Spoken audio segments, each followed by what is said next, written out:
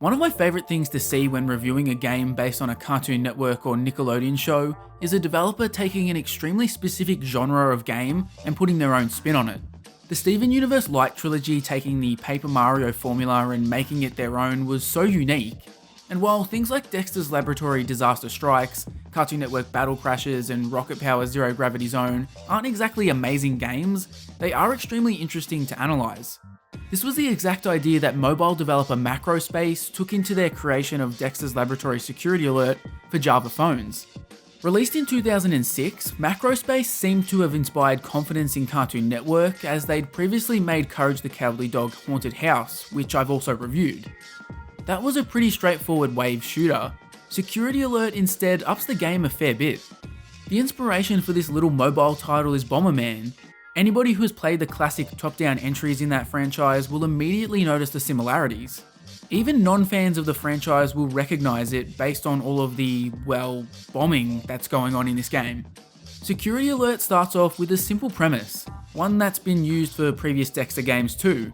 Mandark has infiltrated and taken over Dexter's lab, laying all sorts of traps for him to navigate if he wants to regain control. Once the game starts, you're dumped into a room filled with obstacles and enemy robots. The goal of each level is to navigate your way to the exit door, figuring out how to unlock it in the process. Unlocking the door is as simple as bombing these destructible roadblocks and finding a keycard, but you'll quickly be introduced to levels where the solution is to defeat a major enemy or save DD. Gameplay boils down into a pretty simple loop. Dexter has his Bomberman bombs, which he'll use to vanquish enemy robots and clear paths. Outside of that, the only other actions you'll be performing are evasive maneuvers to keep the boy genius from dying. Bomberman's formula is pretty simple, and Macrospace have recreated it pretty well here. There were plenty of times where I was filled with panic as I tried to navigate enemies and bomb blast while in a tightly confined space, just as I would in Bomberman. After a handful of these regular levels, you'll encounter Mandark for a boss battle, which is where they introduce more of the multiplayer style of Bomberman gameplay. This is a tense and frenetic face-off where you're both trying to trick or trap each other in the blast radius of a bomb.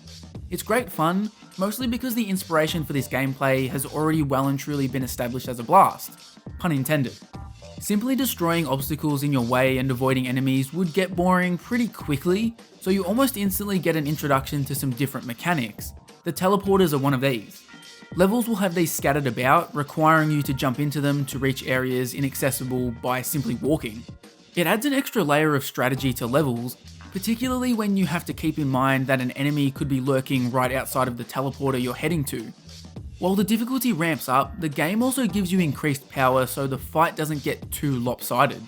Naturally, most of these power-ups are ripped straight from Bomberman. Increased movement speed, the ability to place multiple bombs at once, it's all very familiar. I think my only issue with the gameplay is more of an emulation issue than an actual in-game issue. I was running into a problem where when I pushed the 5 button to place a bomb, the game would act as if that button had been glued down and would just constantly drop bombs as I ran around until I mashed the button to get it to stop.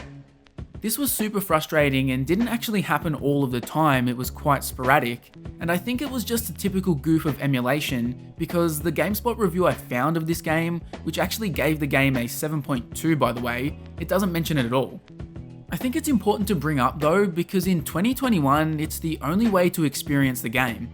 Outside of that, I really enjoyed the game, largely because it's pretty much just a typical Bomberman single player experience.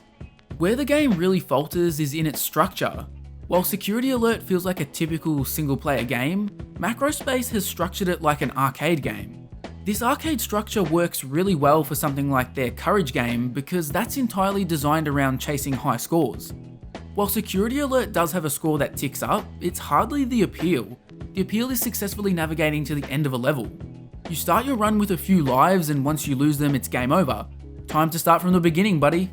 Strangely, Macrospace seems to have realised this issue, giving players a continue option from the main menu that will start you back at the level you failed on.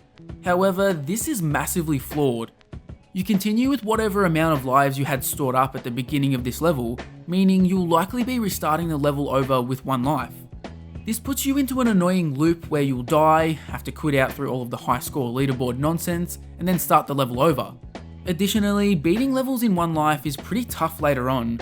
Enemies and objects you've blown up carry over when you lose a life and have an extra life saved up, allowing you to sort of chip away to the end of the level. Obviously, when you have to restart the whole level, this doesn't happen, making getting to the end a monumental struggle. You're faced with a dilemma: restart your run and play through a massive amount of levels to return to where you currently are, hoping to God you save up more lives, or you can try to grind out the level in a single life. There are 1-ups present in the game, but these are so rare that they might as well be irrelevant in situations like this. Dexter's Lab Security Alert is a great example of shooting yourself in the foot. The base gameplay is incredibly fun, but a couple of simple errors when it comes to the structure of the game undoes all of that great work. It's a real shame the game is pretty heavily impacted by a basic oversight. This would be such a fun Bomberman clone if that wasn't the case. It really feels like Macrospace were used to making the same arcade, score attack style game for mobiles and automatically included that structure here, despite the two ideas going together like oil and water. Security Alert is begging to be structured more like the Johnny Bravo Java game I reviewed. It's one continuous game, not an arcade title. The fundamental gameplay is tight and it brings some cool ideas to the table. You'll certainly get some entertainment out of it, but it's simply a matter of time until you get frustrated with it and toss it aside. Once again, thanks for checking out an episode of my mobile mini-series. Next week my Battle for Bikini Bottom review will be ready, so join me then to check out both the GBA and home console versions of that iconic game.